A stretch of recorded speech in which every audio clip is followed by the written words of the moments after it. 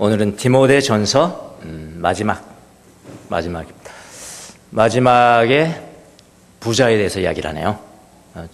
저걸 이걸 생각해봤습니다. 왜 마지막에 부자에 대해서 하나님께서 말씀하실까? 이 재물과 신앙생활은 굉장히 밀접한 관련이 있다는 것입니다. 이미 이전에도 또 한 번 이야기를 했죠. 거기하고 여기하고는 조금 상황이 달라요. 거기는 뭐냐면은 부자가 되려고 갈망하는 사람에 대한 이야기고, 그거는 조금 비난하면서 그런 갈망하는 사람들에 대해서 비난하면 그건 안 된다라는 거였죠. 탐욕하면 안 된다는 이야기였고, 오늘 이 말씀은 좀 상황이 달라서 부를 갈망하는 사람이 아니고 그냥 부자입니다. 현재. 예, 부자. 이제 얼마나 가져야 부자냐? 그거는 성경에 안 나와 있습니다. 그러니까 여러분이 다 부자일 수 있고요. 다 부자일 수고, 부자다고 그러면 나는 부자야 지금. 그럼 부자 된 겁니다. 예. 그러니까 여러분 모두에게 해당되는 말씀입니다. 그냥 부자들에게, 현재 부자들에게 비난의 말이 아니고요, 격려하는 말이에요. 뭘 격려할까요? 여러분이 가지고 있는 부를 어떻게 사용해야 되는지 아느냐. 하나님께서 딱 기준을 마련해 주는 것이니까 위로고 격려죠. 이전에 부자에 대해서 이야기했던 거는 전혀 다른 톤입니다. 이 분위기를 여러분은 아셔야 됩니다. 자, 제가 살던 시골은 약 100호가 있었습니다. 100호. 지금은 이제 줄어들었습니다. 다 도시로 가니까 더 쭈그라들었죠. 제가 살 때 가장 이제 번성했던 것 같습니다. 100호가 좀 넘었었는데 거의 다 초가집. 예, 초가집을 해봐야 큰 초가집이 있고 작은 초가집이 있고 뭐 그 정도죠. 직간이 좀 큰 데가 있고 직간이 좀 작은 데가, 직간이 뭔지 모르죠? 화장실입니다. 화장실. 예. 직간이 좀 큰 곳이 있고 작은 곳이 있고, 또는 직간을 2개 가진 곳도 있고 가진 곳도 있고, 뭐 그 정도 차이였습니다. 다 거의 다. 그런데 그 동네 한 중간에 기와집이 하나가 딱 서 있습니다. 기와집은 한 채입니다. 한 채. 저는 어릴 때 그게 뭘 의미하는지는 몰랐어요. 나중에 조금 커보니까요, 그거는 부를 상징하는 것이었더라고요. 나중에 보니까 사람들이 그 기와집을 뭐라고 부르냐면은 고래등 같은 기와집이다 하면서, 거기 사람들은 굉장히 이제 부자로 다 인식을 하니까, 실제로 부자였고요. 부자로 인식하니까 어른들도 부러워하고, 저도 이제 나중에 보니까 야, 저 집 부럽다. 저 기와집 꼭 한번 들어가 봤으면 좋겠다. 그런 생각을 가지고 자란 때가 있었습니다. 와, 저 집은 부자구나. 굉장히 부자구나. 그 후에 제가 이제 좀 성장해서 서울에 왔습니다. 서울에. 공부하기 위해서 서울에 유학을 왔습니다. 왔더니 서울에 웬걸, 서울 부자는요, 그 기와집하고는 완전히 딴판이더라고. 에? 완전히 딴판이야. 어떤 데는 텔레비전 안테나가 2개가 있더라고. 깜짝 놀래가지고. 그때는 텔레비전 한 대가 있으면 굉장히 부자였습니다, 사실은. 근데 어떤 큰 집은 텔레비전 안테나가 2-3개가 있는 거예요. 와, 이 집은 얼마나 부자일까. 그러니까 서울에 와서 보니까 이거는 큰 저택인 거예요. 부자는 저택인 겁니다. 저는 그 시골에 그 집만 가장 부자라고 생각했는데 서울에 와보니까 또 이건 또 게임이 안 되더라고요. 예. 또 미국 유학을 갔습니다. 미국과. 근데 미국은 땅덩어리 자체가 다르잖아요, 우리나라하고. 자체가 달라요, 거기는요. 그러니까 집을 짓는 것도 자체가 다르다고요. 큰 집은요, 문 앞에서 집까지 들어갈 때 한참 가야 돼. 큰 집들은 그렇다고 대저택이야, 그야말로 그 자체야. 와, 저렇게 살아가는 것이거든. 그러니까 저는 부에 대한 기준을 제가 이야기를 하고 있는 것입니다. 그 시골 사람은 그 지하집 한 채 놓고 거기서 가장 부자라고 생각했죠? 거기에서만 부자예요. 그 시골에서만 부자라고요.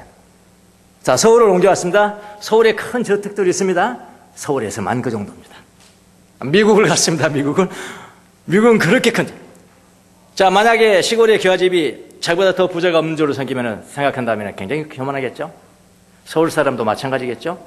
미국의 대저택보다 더 큰 것이 없다고 생각하면 굉장히 교만하겠죠? 그래서 제가 깨달은 것이 있습니다. 아, 부자들은 그곳에서만 부자구나. 기와집은 거기서만 부자고요. 서울은 거기서만 부자고요. 미국도 거기서만 부자라는 겁니다. 제가 하나님을 만나고 성경을 봤습니다. 성경에도 하나님의 집이야기가 있더라고요. 예, 집이야기가 있습니다. 하나님 나라에 대해서 기록되어 있습니다. 주님의 궁정에서의 한 날이 다른 곳에서 첫날보다 나은즉 악인의 장막의 거함보다 내 하나님의 집, 내 하나님의 집 안에 들어가는 것도 아니고 문지기, 내 하나님의 집에서 문지기로 있는 것이 더 좋습니다. 시편 84편입니다. 자, 여기까지 제가 왔습니다.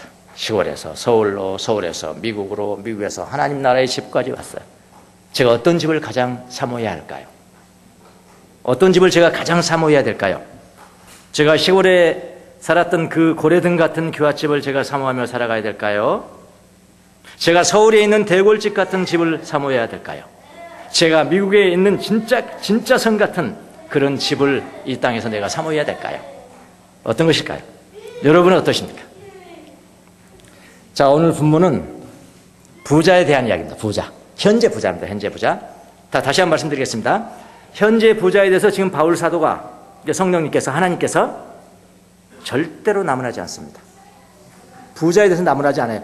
오히려 부자가 되려고 탐욕하는 마음을 나무랐지. 현재 부자, 어떻게 부자가 됐든 모르겠어요. 어쨌든 그런 거 따지지 않습니다. 어쨌든 지금 부자냐? 이 부자에게 아주 온화한 이야기입니다. 온화한 이야기입니다. 오늘 이야기를 합니다. 이 세상에서만 부자라고 그렇게 이야기합니다. 여러분 중에 부자가 많지? 이런 이야기. 부자가 많지? 그 부는 이 세상에서만 부자야. 이 세상에서의 부야. 그런 이야기. 시골에서만 부야. 서울에서만 그 부야. 미국에서만 부자인 거야. 그런 이야기입니다. 그래서 디모데 전서 6장 9절 우리가 이제 부자에 대해서 이미 봤는데 그 부분은 부자 되기를 갈망하는 사람이에요. 부자 되기를 나중에는 탐욕이라고 그랬죠. 갈망하는 사람에 대한 이야기라면은 오늘 본문은 이미 부자인 사람들에 대한 이야기로 마치는 거예요. 디모데 전서를. 우리 교회는 이미 부자인 사람들이 그리 많지 않은 것 같기도 하고 또 기준에 따라서는 뭐 다 부자인 것 같기도 하고 그리 많지 않아서 뭐 관계없는 말씀같이 생각이 들지 모르겠지만은 기준에 따라 다르다고 그랬습니다. 그리고 앞으로 여러분 부자 될 거잖아요. 미리 교훈을 알아두시면은 나중에 부자가 되었을 때 지침으로 삼았으면 좋겠습니다. 뿐만 아니라 오늘 본문을 통해서 하늘에 나의 보물을 쌓아 놓는다는 의미가 무엇인지 우리 예수님께서 미리 이미 말씀하셨죠? 천국의 보물을 쌓아둬라. 지상에 보물을 쌓아두면 젖 먹고 도둑질 맞는다. 하늘의 보물을 쌓아두면은 젖 먹는 일이 없고 도둑질 당하는 일이 없다. 그렇게 살아야 된다고 말씀했거든요. 그 의미는 무엇인가? 자, 이제 부자에 대해서 말씀하신 성경을 한번 보도록 하겠습니다. 아주 엉건하게 말합니다. 이 성경의 부자에 대해서 뭐라고 말을 하냐면은 영원한 부자라고 말하지를 않습니다. 영원한 부자가 아니에요. 그냥 이 땅에서 부자다. 이 땅에서 부자. 17절을 한번 보십시오. 17절. 세 번역은 이렇게 되어 있습니다. 그대는 이 세상의, 그랬어요. 소유격입니다. 이격입니다. 이격. 이 세상의 부자에게 명령하여 이렇게 번역을 했고요. 개역 성경은 내가 이 세상에, 요건 사실은 처격이에요. 어디에서. 그러니까 애 번역 그렇게 하면 안 되죠. 에서라고 해야죠. 에서라고. 이 땅에서 이렇게 해야죠. 그런데 이 세 번역은 소유격으로 이 세상의 소유격으로 번역을 했다 이 말입니다. 이 번역이 좀 잘못된 거고. 또 개역 성경에 척격을 확실하게 쓰려면은 이 시대에서 이렇게 해야죠. 이 시대에서 인자 인. 부한 자들을 명하여라고 번역을 해요. NIV는 정확하게 원어에 가깝게 번역이 됩니다. In this present world. 지금 현재 세상에서. 그런 이야기예요. 헬라어로는 N입니다. N은 영어로 in이에요. 분명해요. 네. 애매하지 않아요. in이에요. into 눈. 지금의 부사입니다. 지금 현재만 이런 뜻이에요. 아이오니 시대. 눈은 지금에만 이라는 뜻이고 아이오니는 시대이니까 제가 번역했습니다. 이 세상에만. 이 세상에서만. 이렇게 번역하면 정확하다. 왜 이렇게 번역을 해야 되냐면은 나중에 주님께서 이 성경을 통해서 가르쳐 주잖아요. 하늘에다 쌓아놔라. 하늘과 땅을 비교하는 거 아닙니까 지금? 그렇죠? 그럼 이 세상의 부자가 뭐예요? 이 세상에서만 부자야. 근데 하늘에서는 가난해. 이 세상에서 부자가 돼야 되고 하늘에서도 부자 되는 법을 내가 가르쳐 줄게. 주제 아닙니까 오늘? 성경 말씀 주제잖아요. 그러니까 제가 번역한 게 맞습니다. 이거 저 기도로 얻은 겁니다. 딱 성경에 팍 생각나더라고요. 아, 이 번역 이렇게 하면 안 돼. 이 세상에서만 부자라는 거예요. 하나님의 나라에서 부자는 아직 아니라는 겁니다. 시골에서만 부자입니다. 서울에서만 부자예요. 미국에서만 부자인 겁니다. 시골 부자가 서울 부자를 모르면 교만해집니다. 서울 부자가 미국 부자를 모르면 교만해집니다. 그것도 이 세상에서만 부자가 사후에 앞날에 반드시 오게 되어 있는 하나님 나라에서는 가난한 사람이라면 그는 이 세상에서 교만할 수밖에 없습니다. 그래 교만을 이야기하고 있는 거예요. 이 세상에서 많은 것을 쌓아놓았는데 하나님 나라에는 아무것도 쌓아놓지 않았다면 그는 진짜 부자가 아닌 겁니다. 그래서 오늘 본문은 어떻게 보면은 진짜 부자가 되려면 어떻게 해야 하는가에 대한 하나님의 말씀입니다. 여러분 이 세상에서만 부자 되지 마시고요. 저 세상에서도 부자가 되라는 이 말씀을 경청하시기를 바랍니다. 시골 부자가 서울 부자를 모르고 자기가 제일 부자라고 하면은 교만하다면은 서울 부자 그렇게 생각하면서 교만하다면은 서울 부자는 그걸 우습게 여길 거죠. 그렇잖아요. 그거 가지고 무슨 부자라고 그러냐. 서울 부자가 미국 부자를 모르고 교만하다면은 미국 부자가 그걸 또 우습게 여길 것입니다. 진짜 부자이신 하나님, 모든 물질을 창조하신 하나님을 모르고 미국 부자가 우쭐하다면 하나님은 비웃으실 거예요. 그걸 향해서 너 이 땅에서만 부자야. 이 땅에서만 부자야. 진정한 부자는 이 땅에서만이 아니라 저 세상에서도 부자인 사람이 진짜 부자다. 그런 이야기죠. 여러분은 어떠십니까? 이 세상에서만 부자인가요? 아니면 다가올 저 세상에서도 부유하려고 노력하는 것인가요? 한번 생각해 보세요. 자, 지혜로운 부자는 앞날을 위해서 부자가 되려고 노력하는 사람입니다. 그럼 어떻게 그것이 가능할까요? 어떻게 가능할까요? 첫 번째 문제는 진짜 부자와 가짜 부자는요 차이가 있어요. 첫 번째 차이는 뭐냐면은 마음의 차이입니다. 난 마음의 문제라 그렇게 마음의 차이. 17절 다시 한번 보십시오. 그대는 이 세상의 부자들에게 명령하여 교만하지도 말고 덧없는 재물에 소망을 두지도 말고 오직 우리에게 모든 것을 풍성히 주셔서 즐기게 하시는 하나님께 소망을 두라고 하십시오. 하늘에 소망을 두고 싸우라고 그러니까 뭐 가난하게 살고 핍절하게 사는 것이 뭐 그리스도인이라고 생각하는 사람이 있습니까? 이거 그렇지 않잖아요. 아니잖아요. 여러분, 오직 우리에게 모든 것을 풍성히 주셔서 즐기게 하시는 분, 그분이 누구시라고요? 하나님이시라고. 하나님께 소망을 두라고 하십시오. 그러니까 부자라고 교만하지 말고 재물에 소망을 두지 말고 오직 재물을 창조하신 하나님께 두라. 그런 의미입니다. 부자가 가장 경계해야 될 것이 무엇입니까? 교만입니다. 교만이에요. 재물이 하나님인 것입니다. 교만입니다. 그리고 소망을 재물에게 두는 것을 경계해야 돼요. 그러니까 교만과 자기 소망을 재물에만 두는 것을 경계해야 된다. 왜냐하면 재물이라는 것은 덧없는 것이다. 덧없는 재물이다. 덧없는 재물은 소망의 대상이 아닙니다. 우리의 소망은 오직 재물을 창조하시고 우리에게 즐기도록 주시는 하나님, 그분께 소망을 두라는 것입니다. 그래서 재물을 하늘에 쌓는 사람이 진짜 부자인데 진짜 부자는 먼저 뭐가 다르다고 그랬어요? 마음이 다르다고 그랬죠. 믿음, 소망, 사랑이 다르니까요. 믿음과 소망을 가지고 살아가니까 마음이 달라요. 마음이 다르고. 자, 진짜 부자는 또 뭐가 다른가? 두 번째 다른 것이 있는데 행동의 문제입니다. 예, 마음이 다르고 행동이 다르고. 행동. 19절을 보십시오. 19절. 뭐라고 되어 있냐면은 그렇게 해요. 그렇게 해서 앞날 앞날을 위하여 든든한 기초를 스스로 쌓아서 참된 생명을 얻으라고 하십시오. 앞날을 위하여 부를 투자하라는 것이죠. 자, 앞날이 무엇입니까? 앞날. 앞의 날. 앞에 다가올 날. 개역 성경에는 장래라고 번역을 했습니다. 장래에 원어를 볼 필요가 있습니다. 에이스토, 멜론. 많이 듣던 멜론 음식 과일이 아니고요. 멜론은 뭐냐면은 멜로가 이제 동사인데 멜로의 현재 분사. 그러니까 멜로라는 동사는 많이 쓰였습니다. 성경에.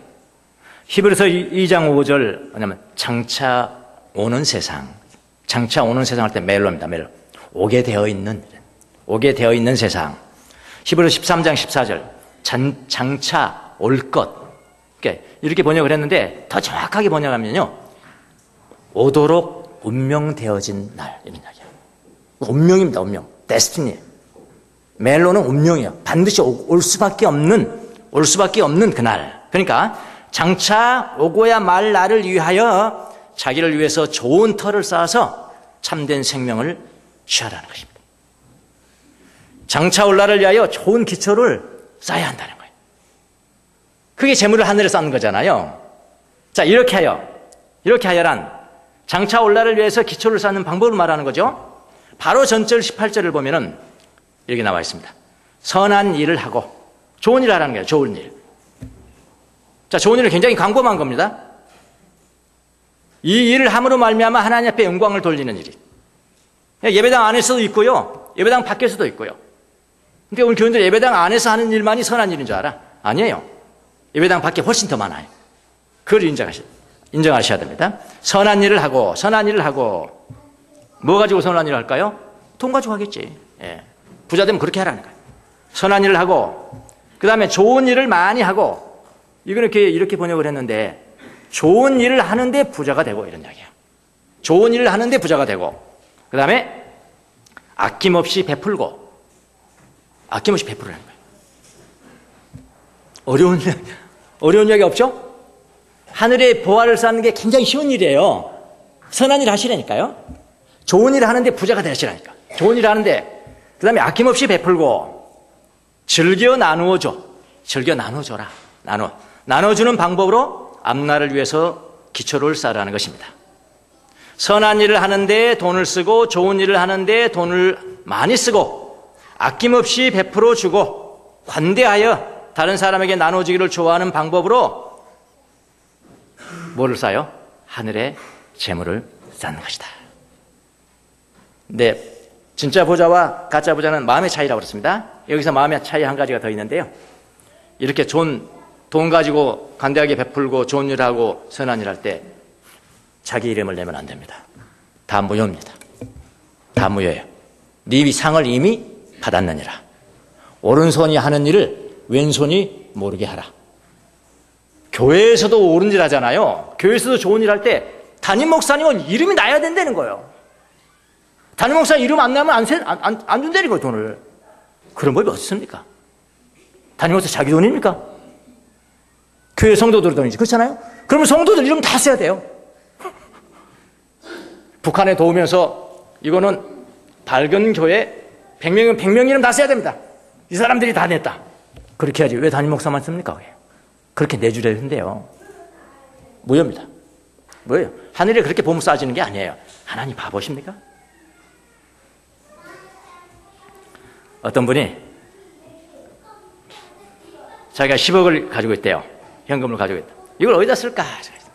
아주 영적 지도자입니다. 이걸 어디다 쓸까? 연구하다가 갑자기 생각나는 게 있었습니다.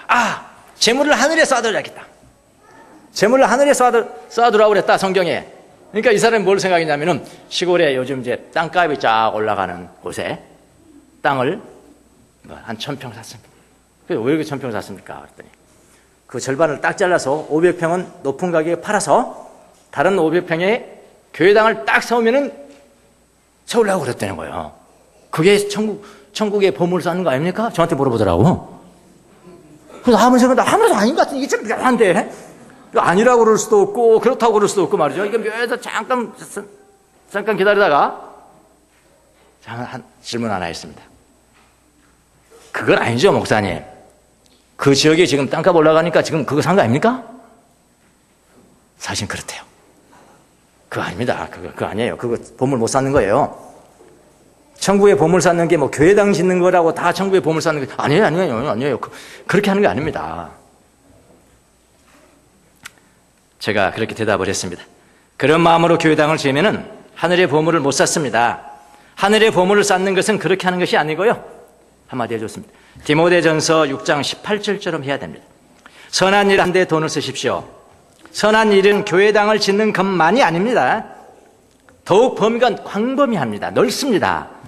좋은 일에 돈을 쓰고 아낌없이 베풀고 관대하게 나누어 주십시오. 단 중요한 게 한 가지가 있습니다. 목사님 말씀이 그냥 전곡을 찔렀죠. 제가. 단 중요한 게 한 가지가 있습니다. 제물로 선을 행할 때 당신의 이름을 내려고 절대로 하지 마십시오. 당신의 이름을 내려고 하면은 한 푼도 하늘에 쌓이지 않습니다. 오직 주님의 영광을 위해서만 그렇게 하시고 자신의 이름을 내지 마십시오. 돈 가지고 선한 일을 하는 게 쉬운 일이겠어요? 어려운 일이겠어요? 어려운 일입니다. 어려운 일이에요. 저도 이렇게 설교하지만 제가 돈 가지고 선한 일 했어요. 여기는 난리 나겠죠? 좀 알아주세요. 안 알아주면 확 이렇게 내밀고 저부터 그럴 것 같아요. 그러니까 이 돈 가지고 하늘의 보물 쌓는 게 얼마나 어려운지 몰라요. 그렇게 하라는 거예요. 이렇게 해라. 이렇게 하면 하늘에서 너희 보화가 많이 쌓이게 될 것이다. 여러분, 하늘의 보물을 쌓으라는 말씀을 어떻게 이해하셨습니까? 그동안 어떻게 이해하셨나요? 교회 헌금 팍 하고 주보에다 내놔야지, 그렇게 이해하셨나요? 그냥 무조건 그냥 교회당 짓는데 돈 팍 내면 그냥 하늘의 보물 팍 쌓아지는 거예요? 그럼 부자들은 엄청 좋겠네. 부자들의 몇십억이 돈입니까, 여러분? 그렇잖아요. 부자 좋겠네. 몇십억. 다른 사람 뭐 100억을 한 사람도 없는데 내가 100억 낼게. 100억 낼게. 교회 지으세요. 그런데 하늘에 팍 쌓여? 부자들이 100억이 돈이냐고요. 부자들은 엄청 좋겠네. 이 땅에서도 누리고 하늘에서까지 누리고, 없는 사람은 진짜 여기서도 거지같이 살고 하늘에서 거지같이 살고. 그런데 하나님은 만홀히 여기시는 분이 아니시죠. 네. 마음의 문제예요. 마음에. 이 세상에서 부를 가지고 어떻게 하늘의 보물을 쌓을 수 있을까요? 이것이 오늘 본문의 말씀입니다. 왜 마지막에 이 말씀을 바울이 하셨는지 이해가 조금 되시죠? 이 세상에서만 부자로 살면 매우 슬플 것 같습니다. 저도 그렇습니다. 매우 슬플 것 같습니다. 장차 올 세상에서도 부자가 되어야 합니다. 선한 일을 위해서 돈을 써야 합니다. 자기 이름을 이 땅에서 높이려고 하지 마십시오. 아예 그냥 끊어. 조금이라도 마음 가운데 그런 마음이 들면은 아직 돈을 사용하지 마세요. 안 써도 됩니다. 그것은 선한 일이 아니고요. 그것은 자기 일이에요. 여러분 모두 부자 되세요. 부자 되라는 거예요, 사실은요. 부자 비난하는 거 아니죠? 아무리 읽어봐요. 부자 비난하는 거 하나도 없어. 지금까지 어떻게 벌었는지라도 안 따졌어. 묻지도 않고 따지지도 않고. 나 같으면 따졌을 것 같은데. 너 땅 가지고 벌었잖아. 이렇게 따질 것 같은데 하나는 따지지 않고. 안 따져. 사케오한테도 먼저 따졌습니까? 안 따졌잖아요. 안 따져요. 그래서 부자 되세요. 아니, 그동안 부자 된 사람만 그랬단 말이에요.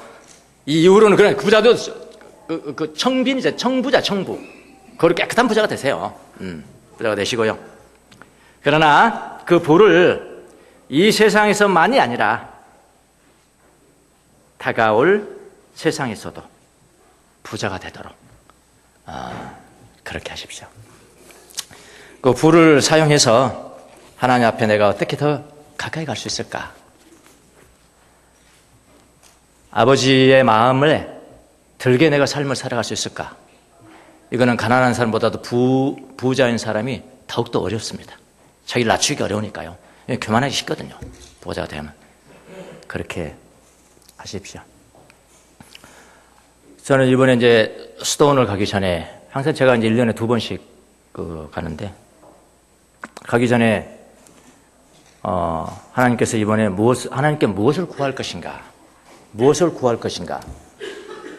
그것을 가장 먼저 확정이 돼야 돼. 그 화두에 대한 대답이 가장 먼저 확정이 돼야 돼. 그 확정이 되지 않으면은 좀 구름 속에서 뭐 잡는 것처럼 그냥 뭐 기도원 가서 부르짖고 내려오는 그 정도밖에 안 되죠. 무엇을? 그 하나님 주셔야 돼. 그래서 내 마음속에 간절히 바라는 게 뭐냐? 갈망이 뭐냐? 그런 거예요. 갈망이 뭐냐를 탁 생각하니까요. 금방 생각이 들더라고요. 왜? 그동안 제가 건강이 좀 안 좋았거든요. 이런 일, 저런 일이 있었어요. 그러면서 죽음에 대한 두려움들이 있었거든요. 왜 내가 죽음에 대한 두려움이 있을까? 내가 젊었을 때는 없었는데. 젊었을 때 젊었으니까 없었겠지. 그것도 그렇지만은 정말 하나님 믿어졌거든요. 열정이 있었거든요. 난 죽음도 두렵지 않다. 항상 그러는데 정작 나이를 좀 들어서는 이제 죽음이 눈앞에 오는 것 같고 죽음을 두려워하게 되고 그런 제 모습을 발견하게 됐습니다. 그래서 이제는 내가 젊었을 때 가졌던 이 하나님 나라를 그리워하고 사모하고 갈망하고 열정 갖고 이랬던 그걸 내가 잃어가고 있구나. 그걸 깨닫고 하나님 앞에 기도했습니다. 하나님, 이번에 제가 침묵으로 기도할 때 하나님 꼭 응답해 주실 것이 있습니다. 그게 뭐냐면요. 주님이 사신 궁정들을 내가 그리워하며 사모합니다. 이 신앙, 내 처음 가졌던 신앙, 이것을 좀 회복하고 싶습니다. 다시 한번 열정적으로 살고 싶습니다. 다시 한번 갈망하면서 살고 싶습니다. 이거 가지고 제가 가서 이제 기도를 하기 시작했습니다. 수도는 전체가 침묵으로 이어져 갑니다. 왜 침묵을 사람들이 해야 될까요? 우리 믿는 사람들이 특별히. 하나님의 음성 듣기죠. 하나님의 음성 듣기 위해서 침묵을 하는 거죠. 그건 하나님이 어떻게 말씀하시는데요? 하나님이 가장 즐겨 하시는 말씀이 무엇일까요? 무엇일까요? 침묵이에요. 사람들은 그걸 몰라요. 그러니까 뭔가를 들으려고 그래. 다 마귀 소리 듣고 오는 거지. 예. 하나님도 가장 즐겨 하시는 언어가 뭔지 아십니까? 침묵이에요. 침묵. 베드로가 예수님을 3번이나 부인했는데 예수님께서 무슨 말씀했습니까? 말씀 안 했잖아요. 한번 쳐다봤잖아요. 말씀 안 하고 쳐다봤어. 베드로는 알아들었어. 주님 말씀을 들었어. 통곡하며 울었어요. 예수님 무슨 말씀했냐고요. 한번 쳐다봤지. 그분의 눈빛과 그분의 손짓과 그분의 마음과 그분의 기분과 침묵으로 전이거든요. 예, 그래서 침묵하는 겁니다. 사실은. 예, 침묵하는데 가기 전날 참 설쳤지. 저는 또 이렇게 가면은 그런데 가면요 여행 가거나 그러면 꼭 첫날은 완전 설쳐요. 이게 각인되어 있는 것 같아. 나는 설친다 고 이런 것 같아. 첫날은 설친다. 이제 진짜 설치는 거. 설치. 이틀 동안 잠을 못 잤잖아요. 피곤하게 부산도 아니고 그냥 팍 누워서 잤죠. 잠이 오겠냐고요. 낮인데 잠도 오지도 않고 다시 일어나서 이제 성경을 이렇게 보기 시작했습니다. 성경을 시편 145편을 쭉 읽어가는데 14절쯤 때인데 거기 무슨 말씀이냐면은 간절히 구하는 자에게 하나님은 가까이 계신다.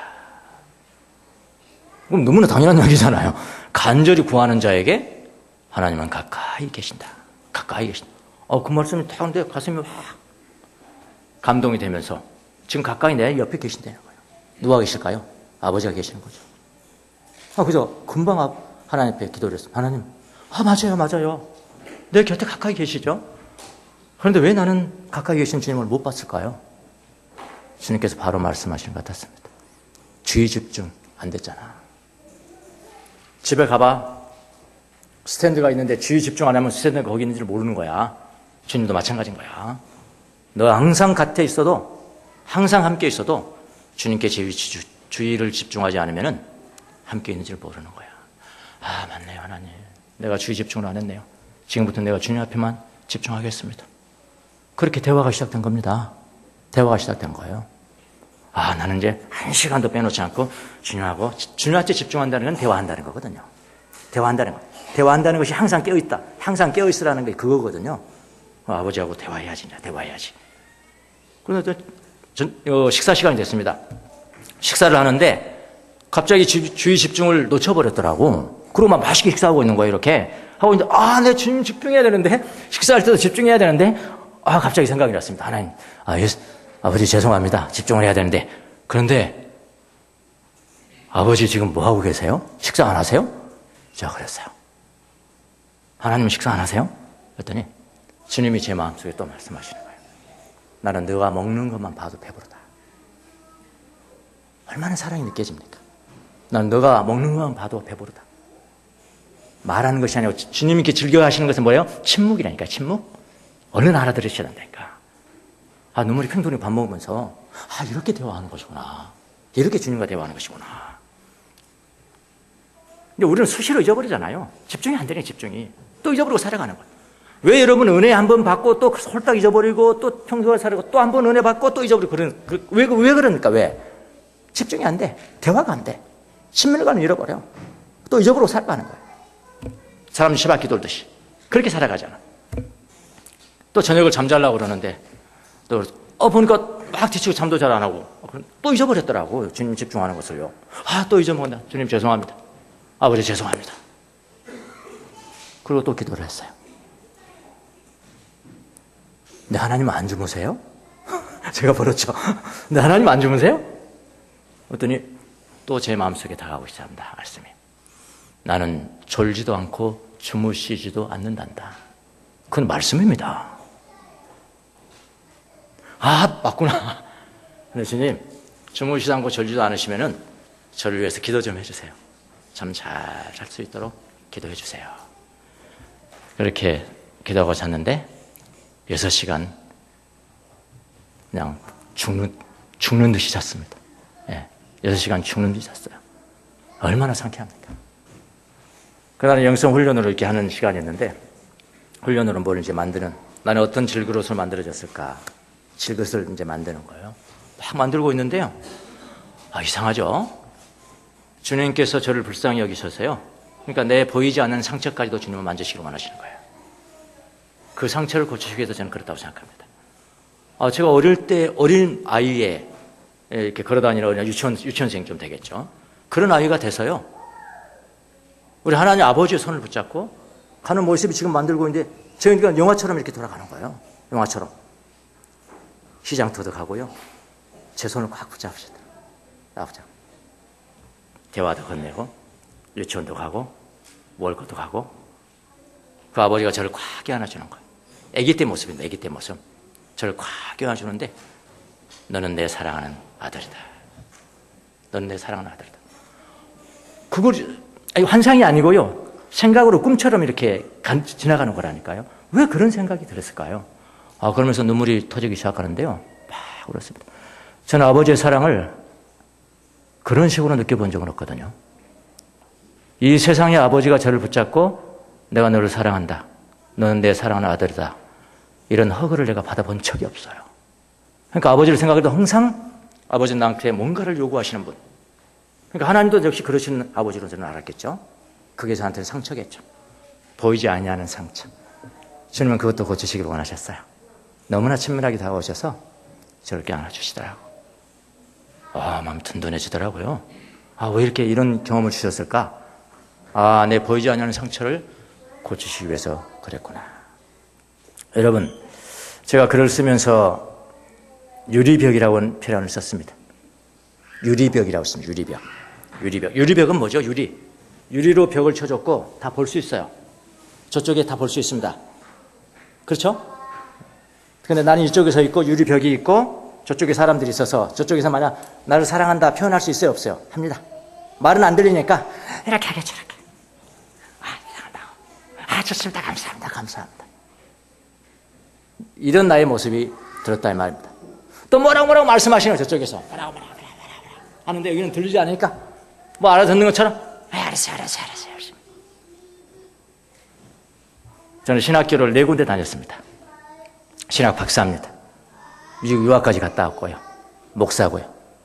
여러분 왜 무엇인들 제가 못 가르치겠습니까? 하나님 여러분, 하나님은 좋으신 분입니다. 그분은 항상 여러분을 사랑하십니다. 항상 여러분을 좋아하시고 여러분을 만나주시기 원하시고 여러분에게 대화하시기를 원하십니다. 그거 다 가르쳤습니다. 제가 그렇게 가르치는 것과요, 그것은 하나님에 대해서 가르친 거죠. 그렇죠? 하나님에 대해서 가르친 것. 이것과 내가 내 아버지와 함께 대화하는 것은 또 다른 문제죠. 전에번 주님께서 보이지 아니하는 그런 것들을 쫙 제거해 주시는데, 나는 유리벽을 놓고 지금까지 신앙생활을 많이 해왔구나. 그러면 주님 만나고, 장차 주님의 나라 가서 주님을 만나고, 예수님, 저 세상에 있을 때 말씀 많이 들었습니다. 이런 식으로 내가 인사하는 사람이 될 건가? 매일 못 만나면 그래야 되잖아요. 이 세상에서 매일 못 만나고 살아가고 매일 대화를 못 한다면은 그렇게 할 수밖에 없어요. 말씀 많이 들었습니다. 책에서 당신에 대해서 많이 언급했던데, 신학책에서요. 신학책에서 공부하고요. 많이 말씀 들었습니다. 그렇게 내가 살아갔던 것은 아닌가. 그런 생각을 하면서 주님께서 제가 그 화두에 대한 갈망, 하나님에 대한 열정과 갈망을 다시 한번 구합니다. 그 갈망에 대해서 정확하게 주님께서 응답을 해주셨습니다. 그게 뭐냐? 저는 그 열정을 어떻게 구했냐면은, 젊었을 때까지 더 열정 막 움직이고, 외적인 열정, 외적인 어떤 행동, 액티비티, 그런 것인 줄 알고 저는 구했는데, 그게 아니고요. 진짜 열정이 뭔지 아냐? 진짜 열정이라는 것은 그런 외면적 분주함이 아니고 하나님과의 대화를 갈망하는 것이다. 하나님과의 대화는 기도의 시발점이에요. 기도의 시발점이에요. 그러니까 기도를 우리가 하나님 앞에 막 불을 꽂고 철하기도 하고 하잖아요. 그건 나로 시작해요. 기도가 나로 시작해서 나로 끝나는 기도예요. 그건 다. 그럼에도 불구하고 하나님께서 불쌍히 여기시죠.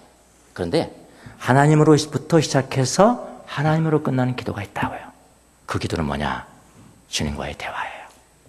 우리 아버지는 여러분과 대화하기를 간절히 바라십니다. 내 대화할 줄을 몰라서. 식탁에서부터 시작하세요. 대화는 식탁에서부터 시작하는 겁니다. 대화는 침실에부터 시작하는 거예요. 그러면 평범한 대화를 시작해서 더 깊이 있는 성찰할 수가 있거든요. 주님은 그게 열정이다. 그게 제가 바라는 갈망이고 열정이었습니다.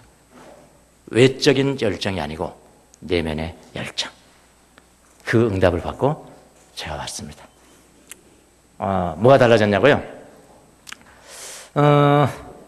달라진 건 아무것도 없습니다. 네, 한 가지 달라진 게 있습니다. 마음이 되게 편안합니다. 우리 아버지와의 사이에 마음이 되게 편안해요. 그럼 왜 이제 좀 불편했냐고 여러분은 모르시죠? 왜냐하면 제가 막 설교하고 신학 가르치고 그러니까 몰라요. 여러분은 몰라요. 불편해도 얼마든지 할 수 있어요. 그거는. 근데 제가 굉장히 편해요. 우리 아버지와의 관계가 굉장히 편해요. 이런 그 기도 응답을 어느 때부터 준비하셨을까? 하나님께 준비하셨을까? 생각을 해봤거든요. 제가 자신 있게 말씀을 드릴 수 있지만은 저는 시편 암송서부터 시작했습니다. 시편 암송. 그동안 시편 암송을 많이 했거든요. 근데 제가 이 축복을 받기 전에 시편 암송을 쭉 하면서 어느 사이인가에 제가 이런 생각이 됐습니다. 주님이 나를 형통케 하신다. 그런 거 있잖아요. 갑자기 착착 오는 거 있잖아요. 주님이 어떻게 하신다? 나를 지금 형통케 하시는구나. 그런 믿음이 있었거든요. 그런데 이번에 가서 아버지와 관계가 편안한 관계가 되어 있으니까 얼마나 제가 받은 축복이겠습니까? 그러니까 성경 자체는, 여러분, 성경책은 하나님 아닙니다, 여러분. 제가 시편 암송을 하잖아요. 여러분도 시편 암송하시잖아요. 시편 그 글씨, 그 써있는 거, 그거 하나님 아니에요. 하나님 아니라고요. 하나님 따로 계시는 거예요. 그런데 이제 우리 하나님과 그런 대화를 나눈 이후에 다시 한번 시편을 제가 암송을 했습니다. 깊이가 달라져요. 복 있는 사람은 악인의 꾀를 좇지 아니하고 죄인의 길에 서지 아니하고 교만한 자의 자리에 앉지 아니하고 오직 주님의 율법을 즐거워하며 밤낮으로 그 율법을 묵상하는 자로다. 그렇게 하는데요. 예전에는 그것만 이렇게 암송하고 그랬는데 옆에 주님이 계시잖아요. 우리 아버지가 계시잖아요. 아버지가 지금 듣는 상태에서 제가 암송하는 겁니다. 맞으시죠? 뭐 말씀이죠. 그래 그렇다 하니까요. 시편이 막 살아 움직이는 거예요. 경험해 보세요. 축복받으려면 경험해 보세요. 예? 막 살아 움직이는 거예요. 여러분 주님과 친밀히 대화하는데 죄질 수 있겠어요? 주님과의 대화는 기도입니다. 기도의 시작이에요. 많이 물으세요. 주님은 어떻게 생각하세요? 주님 이거 어때요? 저거 어때요? 그래야 대답하시잖아요. 대화는 친밀감의 통로입니다. 축복이에요, 축복. 주님과 친밀하게 대화하면서 죄진 사람한테. 그러니까 그게 다 주님께 연결되는 거예요. 모든 시편이 다.